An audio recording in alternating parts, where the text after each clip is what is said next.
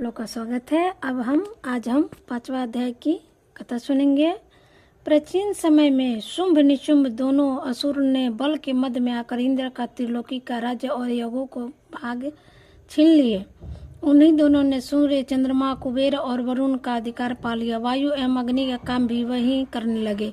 देवताओं को तो अपमानित, पराजित एवं राज्य भ्रष्ट करके स्वर्ग से निकाल दिया। जिसके अधिकार उन दोनों असुरों ने छीन लिए थे, वे सभी पराजित होकर देवता अपराजिता देवी का स्मरण कर लेंगे। उस देवी ने तो हमें वर दिया था कि आपत्ति काल में मेरा शरण करने पर मैं तुम्हें महान संकट तत्क्षण में दूर कर दूंगी। यही वंदना विचार कर पर्वतराज हिमालय के पास सभी देवता पहुंचे। वहां भगवती की स्तुति करते हुए देवता बोले, देवी एवं महादेवी को नमस्कार हो, शिवा को सदैव नमस्कार हो, प्रकृति भद्रा को नमस्कार हो। हम संयम उस भगवती को प्रणाम करते हैं। रुद्रूपा को नमस्कार, नित्य स्वरूपा गौरी एवं सात्री को नमस्कार, ज्योत्सना रुद्रणी चंद्र प्रसा एवं सुखमयी को निरंतर नमो नमः। प्रणाम करने वालों की नति करने वाली सिद्धि स्वरूपा को नमस्कार हो। दैत्यों की लक्ष्मी राज लक्ष्मी शिव शंकर पर पत्नी माता जी को नमो नमः। दुर्गा संकट के पार करने वाली दुर्गा पार सार रूप सारा सर्व कारणि ख्याति कृष्णा धुम्प्रा देवी को निरंतर नमस्कार हो। अत्यंत सुंदर एवं अत्यंत भयंकर रूप उस देवी को बार बार प्रणाम हो। जगत की प्रतिष्ठा रूपा कृति देवी को नमो नमः हो। जो देवी सभी प्राणियों में चेतना कही जाती है उसे बार बार नमस्कार हो। जो देवी सभी प्राणियों में निद्रा रूप से कही गई है उसे नमस्कार हो, उसे बार बार नमस्कार हो। जो देवी सभी जंतुओं में शुद्धा और छाया रूप से स्थित है उसे नमस्कार हो, जो बार बार नमस्कार हो। जो देवी प्राणियों में क्षमा शक्ति तथा तृष्णा रूप में स्थित है उसे नमस्कार, उसे नमस्कार, उसे बार बार नमस्कार। जो देवी या प्राणियों लज्जा शक्ति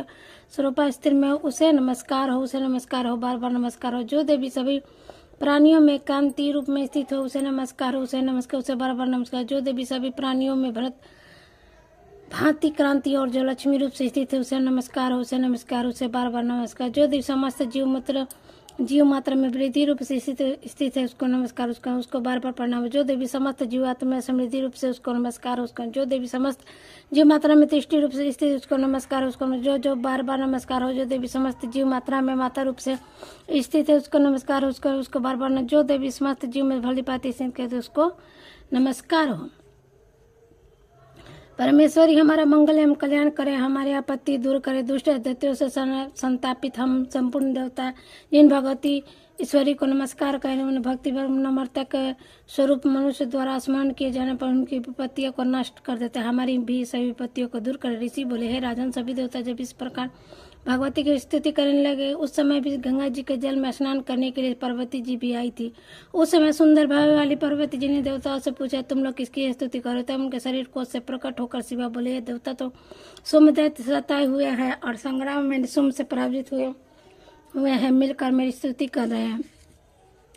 श्री पार्वती जी के शरीर कोष से भी अंबिका जी का प्रकट हुआ। इसी प्रकार सारे संसार में कौशिकी के नाम से परिचित है। इस प्रकार जब कौशिकी प्रकट हुई तो श्री पार्वती जी के रूप में काली हो गई। अतः हिमालय में रहने वाली काली का नाम विख्यात है। उसके अनंत शुभ निशुंभ के सेवक चंड तथा मुंड ने वहां पर आकर उस अंबिका देवी को देखा। उस समय परम सुंदर रूप धारण कर रही थी। उन दोनों ने शुभ दैत्य को जाकर कहा कि हिमालय को अपनी कांति से प्रकाशित करते हुए परम सुंदर स्त्री वहां बैठी है। वैसा उत्तम परम सुंदर किसी ने भी कभी नहीं देखा होगा। हे असुरराज, वह देवी कौन सी होगी, यह आप ही पता लगाओ और उसे ग्रहण करो।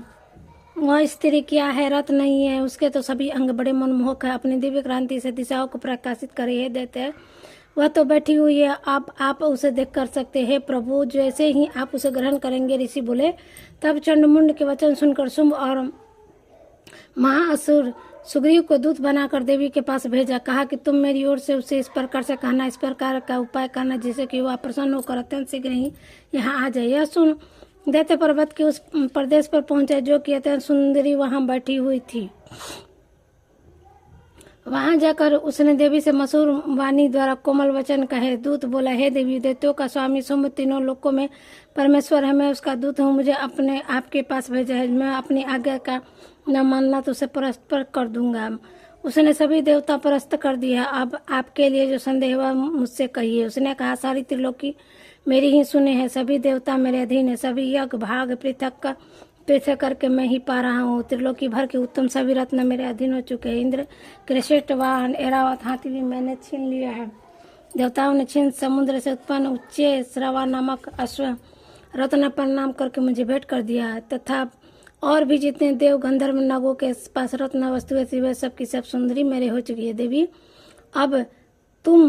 अब हम तुमको स्त्रियों में रत्न मान रहे, इस कारण अब आपको भी हमारे पास आना चाहिए, क्योंकि हम तो रत्नों के भोगते हैं। अब तुम्हारी इच्छा है मुझे अथवा मेरे पराक्रमी भ्राता निशुंभ को, इन दोनों में से किसी को वर बना लो। तुम रत्न रूप हो, मेरे साथ विवाह कर लो। मेरे तुम्हें अतुल्य ऐश्वर्य प्राप्त करूंगे। उसकी बुद्धि के दाता सोच लो, फिर मेरे साथ विवाह कर लो। ऋषि बोले, इस प्रकार दूत से देवी कहा, तब वह जगत को धारण करने वाले भगवती देवी जी गंभीर होकर मंद मुस्कान करने लगी। हे दूत, तुमने जो कहा वह सत्य है, मिथ्या कुछ नहीं। इसमें संदेह नहीं कि शुंभ त्रिलोकी का स्वामी और निशुंभ भी वैसा है, किंतु मेरे प्रतिज्ञा है जिस किसी प्रकार से मिथ्या करूं। प्रतिज्ञा इस प्रकार है कि जो मुझे युद्ध में जीत ले वह मेरा अभिमान तोड़ दे। संसार में मैं मेरे समान बलधारी वह मेरा भ्राता हो जाएगा। शुभ आए अथवा महासुर निशुंभ आए, मुझे जीतकर मेरा शरीर शीघ्रता से परिग्रहण करे। दूत बोला, हे देवी, तुम्हें अभिमान है जो इस प्रकार की बातें मेरे सामने कर रही हो। भला कहीं त्रिलोकी में ऐसा कौन सा पुरुष है जो शुभ निशुंभ को सामना कर सके। सारे देवता तो दूसरे देवते का सामना भी नहीं कर सकते। तुम तो स्त्री हो, फिर अकेले बैठे हो। युद्ध भूमि में इंद्र का देव सभी देवता जिस शुंभ ने आदि देवताओं को सामने न ठहर सके, भला तुम स्त्री हो तो उसका सामना कैसे कर सकती हो। इस तरह चलते चलते तुम्हारी प्रतिष्ठा होगी, अन्यथा जब वे तुम्हारे केस पकड़कर घसीटते हुए ले जाएंगे तो तुम्हारा गौरव नष्ट हो जाएगा। देवी बोली, हे दूत, इसमें कोई संशय नहीं है, तुम शुभ बलवान और निशुंभ भी प्रकार में है, पर मैं क्या करूं। प्रतिज्ञा करने से पहले यह मैंने नहीं सोचा था। अब तुम जाकर असुरराज को मेरी बात कह दो, फिर इसे जो उचित दिखाई देगा वही करेंगे। ये था 5वें अध्याय की कथा। 6ठे अध्याय की कथा हम आगे सुनेंगे।